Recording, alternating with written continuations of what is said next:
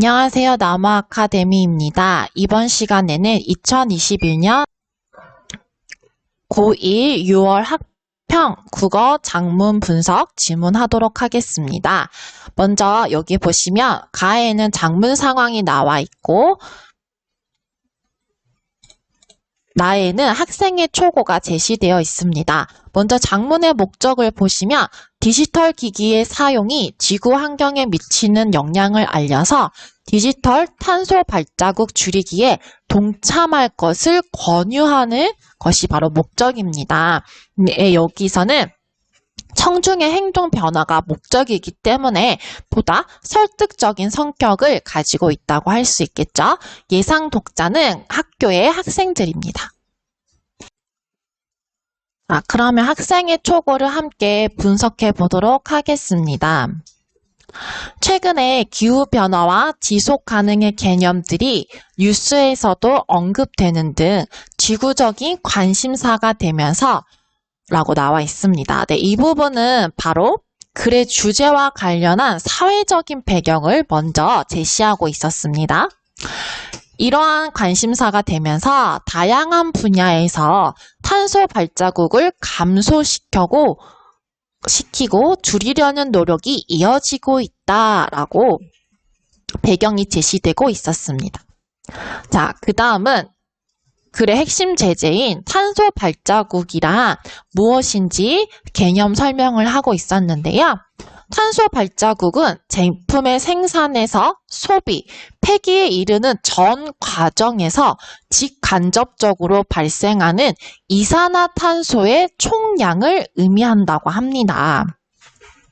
한마디로 우리가 살아가면서 지구에 남기는 흔적이다 라고 일문단에 나와 있었는데요. 여러분 이 부분을 보도록 할게요. 바로 탄소 발자국을 무엇에 비유했나요? 네, 맞아요. 우리가 살아가면서 지구에 남기는 흔적이라고 비유적인 표현을 들어서 독자의 이해를 돕고 있었습니다. 자, 그런데 탄소 발자국 줄이기와 관련하여서 간과해서는 안 될 분야가 바로 디지털 영역이다 라고 나와 있습니다. 네, 이 글의 작문의 목적이 바로 디지털 탄소 발자국 줄이기였죠. 네, 이것과 관련해서 바로 관련된 내용이 나오고 있었습니다. 디지털 기기는 사용 흔적이 눈에 보이지 않아서 대수롭지 않게 여기는 경우가 많은데 실제로는 그렇지 않기 때문이다 라고 이야기하고 있었습니다. 디지털 기기와 데이터 센터에 있는 서버를 연결하는 과정에서 이산화탄소가 발생하며 데이터 센터의 적정 온도를 유지하는 데에도 이산화탄소가 많이 발생한다라고 나와 있는데요. 네, 이렇게 디지털을 이용함으로써 많은 이산화탄소가 발생한다는 문제점을 자세하게 설명을 해주고 있었습니다. 스마트폰과 노트북 등 디지털 기기를 사용하는 것만으로도 지구를 병들게 할 수 있는 것이다 라고 문제를 제시하고 있었습니다. 자, 그 다음 보도록 할게요. 자, 그렇다면 이러한 디지털 탄소 발자국을 줄이기 위해서 우리가 실천할 수 있는 일에는 무엇이 있을까라고 이야기하고 있습니다. 네, 이 부분은 바로 질문의 방식을 통해서 앞으로 자신이 전개해 나갈 내용에 대해서 언급하고 있는 것을 확인할 수 있겠습니다. 자, 우리의 일상과 때려야 뗄 수 없는 스마트폰과 관련지어 생각해보자 라고 그 범위를 스마트폰으로 한정하여서 설명을 하고 있었습니다. 총 3가지 실천 방법이 나오는데요. 함께 자세하게 보도록 하겠습니다. 자, 첫 번째는 스마트폰 사용 시간을 줄이는 것이었습니다. 통화를 하거나 데이터를 사용하는 것뿐만 아니라 습관적으로 화면을 켜는 행위도 그만큼 전력을 소모해서 이산화탄소를 발생시킨다고 합니다. 그리고 두 번째, 콘텐츠를 스트리밍 하는 대신에 다운로드 하는 것이다 라고 나와 있는데요.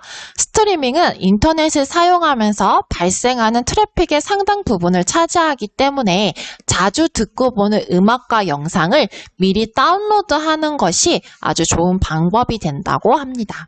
마지막으로 스마트폰을 자주 바꾸지 않는 것이다 라고 나와 있는데요. 왜냐하면 스마트폰 한 대를 생산할 때 배출되는 이산화탄소의 양은 스마트폰 한 대를 약 10년 동안 사용할 때의 양과 같다고 합니다. 그렇기 때문에 스마트폰의 교체가 잦을수록 이산화탄소 발생량이 점점 증가하기 때문에 스마트폰의 교체 주기를 늘리는 것이 탄소 발자국을 줄이는 방법이 될 수 있다라고 합니다. 이렇게 실천 방법 하나, 둘, 세 가지가 제시되어 있는데요. 네, 이 부분 잘 확인해 주시기 바랍니다. 그 다음 마지막 문단 함께 보도록 할게요. 이처럼 디지털 탄소 발자국을 줄이는 것은 개개인의 작은 실천에서 시작될 수 있다라고 나와 있는데요. 고개 숙여 스마트폰을 보는 대신 앞에 앉아있는 사람과 눈 맞추며 대화를 나누는 것은 어떨까라고 이 글을 읽는 독자에게 탄소 발자국 줄이기에 동참할 것을 권유하고 있는 모습을 확인할 수 있었습니다. 네, 이 부분은 바로 글의 목적이었죠. 이 글을 읽는 사람들이 함께 동참할 것을 권유하는 필자의 의도가 담긴 내용이었다고 할 수 있겠습니다. 마지막으로 어쩌면 스마트폰을 잠시 내려놓는 일은 사람들 간의 관계를 회복할 뿐만 아니라 지구의 건강을 지키는 일일 것이다 라고 이렇게 탄소 발자국 줄이기에 동참했을 때 좋은 점들을 제시하며 글을 마무리하고 있음을 확인할 수 있었습니다. 자, 그 다음은 언어 문제 하나만 함께 풀어보도록 하겠습니다. 윗글을 바탕으로 보기를 탐구한 내용으로 적절하지 않은 것을 고르는 것인데요. 네, 여기서는 여기서는 아는 문장에 대해서 설명이 나오고 있었습니다. 함께 보도록 할게요. 기억에서는 가족을 수식하는 관형절이 쓰였군이라고 나와 있습니다.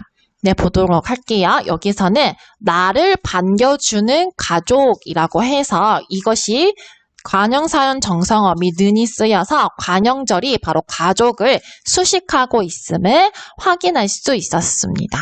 그 다음 보도록 할게요. 니은에서는 명사절이 쓰였다고 할 수 있군이라고 나와 있는데요.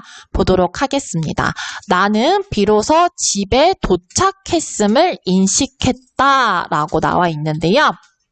바로 명사형 전성어미 음이 쓰인 것을 확인할 수 있습니다. 따라서 명사절이 안겨 있는 것이라고 할 수 있겠죠. 그 다음 디귿에는 고가 쓰여 인용절이 있음을 알 수 있군이라고 나와 있는데요. 네, 여기서는 바로 부모님이 내가 너무 보고 싶었다라는 그 말을 이렇게 고와 연결해서 인용하고 있음을 확인할 수 있었습니다. 그 다음 리을 보도록 할게요. 4번 리을에서 반갑게는 서술어를 수식하는 부사어라고 할 수 있겠군이라고 제시되어 있는데요. 네, 여기서 바로 반갑게 맞아주셔서를 보시면 맞아주긴 맞아주는데 어떻게 맞아주었느냐? 바로 이 서술어를 수식하는 것이 부사어의 역할이죠. 바로 반갑게 맞아주었다라고 할 수 있으므로 바로 부사어로 사용되고 있음을 확인할 수 있었습니다. 마지막 5번 보도록 할게요. 미음에서 집에 오기를은 주어의 역할을 한다고 할 수 있겠군이라고 나와 있습니다. 자, 나는 집에 오기라는 문장을 보시면 명사형 전성어미 기가 쓰이고 있었습니다. 네, 명사형 전성어미에는 은과 기가 있는 것을 여러분 다 알고 계시죠? 자, 그런데 여기서 문장 성분을 함께 보도록 할게요. 이 기 다음에 어떤 조사가 쓰였나요? 네, 맞아요. 목적격 조사인 를이 사용되었습니다. 따라서 이것은 주어의 역할이 아니라 바로 목적어의 역할을 한다고 할 수 있겠습니다. 네, 여러분 이렇게 문장에서 문장 성분의 그 역할을 파악할 때는 뒤에 어떠한 조사가 붙었는지를 봐주시면 보다 도움이 될 것입니다.